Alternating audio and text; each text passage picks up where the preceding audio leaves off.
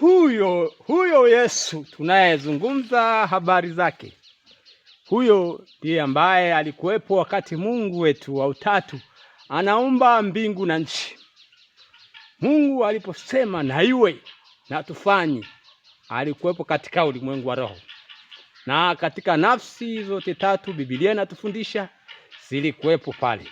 Mungu mwenyewe mwenye uhai wote, Roho wake, lakini pia na Roho Mtakatifu ambaye katika yeye alivaa mwili kupitia Yesu Kristo, nasi tukaona huo utukufu uweza wake katika mwili. Kwa tunapozungumza habari za mikate, kwamba Yesu Kristo alipowalisha watu 4,000, Biblia inasema alichukua akatazama juu mbinguni. Maana yake alihamisha katika ulimwengu wa mwili, akapeleka upako katika ulimwengu wa roho.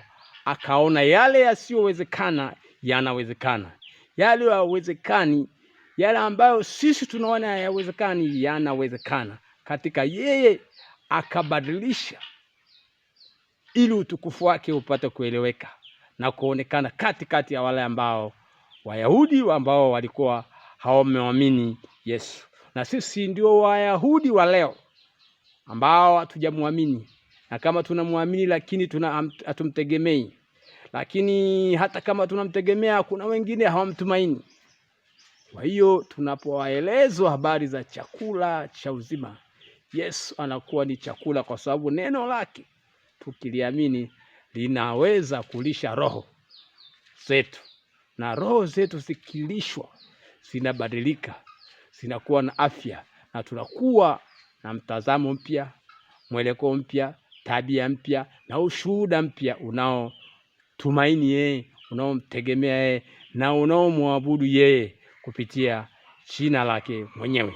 Kwa hiyo kaa hapa miguuni mwa Yesu, chini ya msalaba wake, kwenye mbawa zake, chini ya upako wa Mungu wa utatu ambao unafanya kazi pamoja na Roho Mtakatifu katika maisha yetu, ili tuweze kuendelea mbele katika utakatifu.